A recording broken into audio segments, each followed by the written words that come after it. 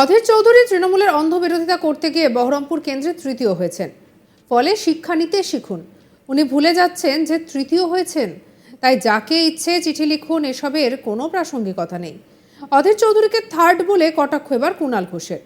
রবিবার সাংবাদিক বৈঠক করেন তৃণমূল নেতা কুণাল ঘোষ, আর সেই সাংবাদিক সম্মেলনে অধীর চৌধুরীকে নিয়ে প্রসঙ্গ উঠতেই কুণাল রেগে বলেন যে অধীর চৌধুরী তার ভুল পর্যবেক্ষণের জন্য শুধু দল হারেইনি, তিনি নিজে দলে তৃতীয় হয়েছেন। দয়া করে এটা মনে রাখবেন। অধীর চৌধুরী তৃণমূলের অন্ধ বিরোধিতা করতে গিয়ে বহরমপুর কেন্দ্রে তৃতীয় হয়েছেন। ফলে শিক্ষা নিতে শিখুন। অধীর চৌধুরী কাকে খোঁটা দেবেন? নিজেরই সিটে তৃতীয় হয়েছেন, তাই মমতা বন্দ্যোপাধ্যায় বাংলার দাবি আদায়ের জন্য যে লড়াইটা দিচ্ছেন, তার এই নীতি আদর্শ বাংলার মানুষ সমর্থন করেন। সেখানে কটাক্ষ করতে যাওয়া মানে এইবার তৃতীয় হয়েছেন, এর পরের বার কি হবে তা ভগবানই জানেন। উনি ভুলে যাচ্ছেন যে তৃতীয় হয়েছেন, তাই যাকে ইচ্ছে চিঠি লিখুন, এসবের কোনো প্রাসঙ্গিকতা নেই। কি বলছেন কুণাল, শুনবো। অধীর রঞ্জন চৌধুরী তার এই ভুল ধারণা, পর্যবেক্ষণ, মূল্যায়ন এবং বক্তব্যের জন্য তার দল শুধু গোহারা হারেনি, তিনি নিজে তৃতীয় হয়েছেন। দয়া করে এইটা মনে রাখবেন। অধীর রঞ্জন চৌধুরী তার এই অন্ধ তৃণমূল বিরোধিতা, অকারণে মমতা বন্দ্যোপাধ্যায়ের বিরোধিতা, তৃণমূলের বিরুদ্ধে কুৎসা করতে গিয়ে বহরমপুর কেন্দ্রে তৃতীয় যিনি হয়েছেন তার নাম অধীর রঞ্জন চৌধুরী। ফলে শিক্ষা নিতে শিখুন। জনগণের রায় থেকে, জনগণের মতামত থেকে, বাংলার মানুষের মুড মেজাজ মতামত থেকে শিক্ষা নিতে শিখুন। অধীর চৌধুরী খোঁজা দিচ্ছেন, বলছেন যে গতকাল মহাত্মাজি বলেছিলেন হেমন্ত সোরেন যাবে আজকে বৈঠকে, তিনিও পর্যন্ত গেলেন না। দেখুন, অধীর চৌধুরী কাকে খোঁচা দেবেন? অধীর চৌধুরী লোকসভা নির্বাচনে প্রদেশ কংগ্রেস সভাপতি হিসেবে তৃতীয় হওয়া ব্যক্তি, তৃতীয়, নিজের সিটে তৃতীয় হয়েছেন, থার্ড। ফলে মমতা বন্দ্যোপাধ্যায় বাংলার অধিকার আদায়, বাংলার হয়ে প্রতিবাদে, বাংলার অধিকার অর্জনের যে লড়াইটা দিচ্ছেন, মমতা বন্দ্যোপাধ্যায়ের পদ্ধতিকে, রণকৌশলকে, নীতি আদর্শকে বাংলার মানুষ সমর্থন করেন। বাংলার মানুষের সমর্থনে, আশীর্বাদে, দোয়ায় বলিয়ান হয়ে মমতা বন্দ্যোপাধ্যায় এই পদক্ষেপগুলো নেন। সেখানে কটাক্ষ করতে যাওয়া মানে তো ওই তো আবার থার্ড হয়েছেন, এরপর কি হবেন ভগবান জানেন। অধীর চৌধুরী রাষ্ট্রপতিকে চিঠি লিখেছেন রাজ্যের যে আইন শৃঙ্খলা পরিস্থিতি, এবং তিনি বলছেন যে রাষ্ট্রপতি একজন তৃতীয় হওয়া ব্যক্তির এত কিছু করার ঠিক না। অধীর চৌধুরী এত এত রকম এত একে চিঠি লিখছেন, ওকে তৃতীয় হয়েছেন, আগে তৃতীয় হয়েছেন, বহরমপুরে তৃতীয় হয়েছেন।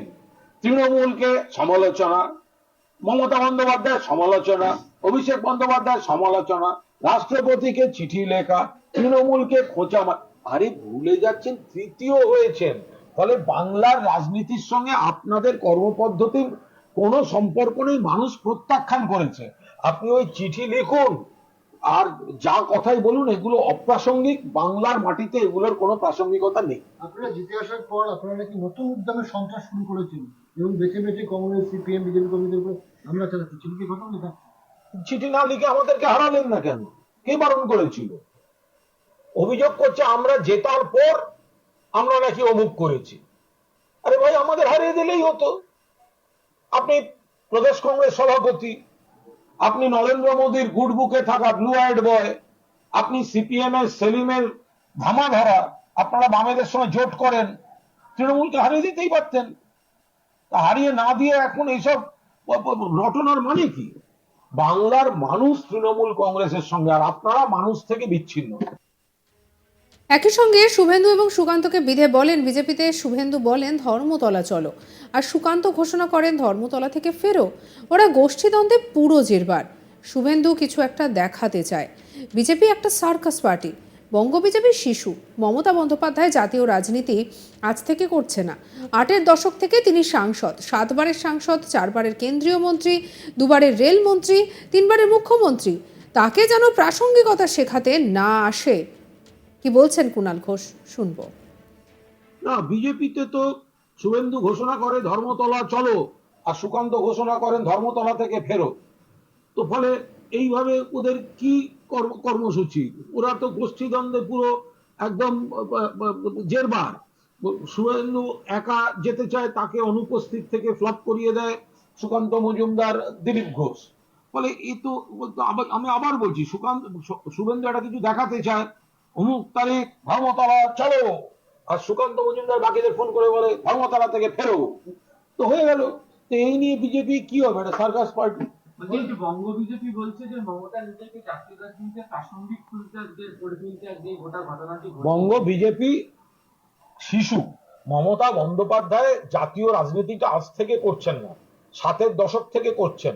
8-এর দশক থেকে তিনি সর্বভারতীয় সাংগঠনিক পদে থাকেন এবং সাংসদ, 7বারের সাংসদ, 4বারের কেন্দ্রীয় মন্ত্রী, 2বারের রেলমন্ত্রী, 3বারের মুখ্যমন্ত্রী, অল ইন্ডিয়া সাংগঠনিক পদেও একাধিকভাবে ছিলেন। তাকে প্রাসঙ্গিকতা শেখাতে যেন বিজেপি না আসে। বাংলার মানুষের কণ্ঠ, দেশের মানুষের কণ্ঠ, মমতা বন্দ্যোপাধ্যায়ের কণ্ঠ, এগুলো হচ্ছে সমার্থক। বিজেপি যেটা দমন পীড়নের চেষ্টা করছে। আর এই সবের মধ্যে কুণাল ঘোষ বিভিন্ন ধরনের মন্তব্য করেছেন এবং বিভিন্ন ধরনের বক্তব্য রেখেছেন। কুণাল ঘোষের এই সমস্ত বক্তব্য নিঃসন্দেহে বলা যেতে পারে ভীষণই গুরুত্বপূর্ণ। আর এই সবের মধ্যে এবারে কুণাল ঘোষ রবিবার সাংবাদিক সম্মেলন করে সেই বৈঠকে তিনি বললেন যে অধীর চৌধুরী নিয়ে প্রসঙ্গ উঠতেই তিনি একেবারে রেগে গেলেন। অধীর চৌধুরী তার ভুল পর্যবেক্ষণের জন্য তাকে শুধু দল হারায়নি, তিনি নিজে তৃতীয় হয়েছেন বললেন কুণাল। অধীর রঞ্জন চৌধুরী তার এই ভুল ধারণা, পর্যবেক্ষণ, মূল্যায়ন এবং বক্তব্যের জন্য তার দল শুধু গোহারা হারেনি, তিনি নিজে তৃতীয় হয়েছেন। দয়া করে এটা মনে রাখবেন।